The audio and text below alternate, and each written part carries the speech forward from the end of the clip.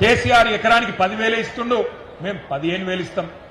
నవంబర్లో తీసుకుంటే 5,000, డిసెంబర్లో తీసుకుంటే 7,500 అని సన్నాయి నొక్కులు నొక్కి ఊరుకుండ్రి, 2 లక్షలు తెచ్చుకోండి, నేను వస్తూనే ఉన్నా, డిసెంబర్ 9 నాడు సంతకం పెట్టనే పెడతా, ఉరుకురు అని చెప్పి ఉరికిచ్చి రేవంత్ రెడ్డి ఉన్నాడు. ఏం మాట్లాడిండు ఆ రోజు? 2 పంటలకే ఇస్తారా రైతు బంధు, 3వ పంటకి ఇయ్యడా కేసీఆర్ అని మాట్లాడిండు. ఆ రోజు ఎకసెక్కాలు ఎటకారాలు మాట్లాడిండు, కారాటం ఆడిండు. ఇవాళ ఒక్క పంట కన్నా చక్కగా పడుతుందా రైతు బంధు? ఒక్కసారి ఎలక్షన్ల ముందేసిండు గంతే, సర్పంచ్ ఎలక్షన్ల ముందు ఒక్కసారి, ఇప్పటికి 4 సార్లు వేసేది ఉండే ప్రభుత్వం వచ్చినాక, ఒక్కసారి వేసిండు తప్ప మళ్ళా పత్త లేడు.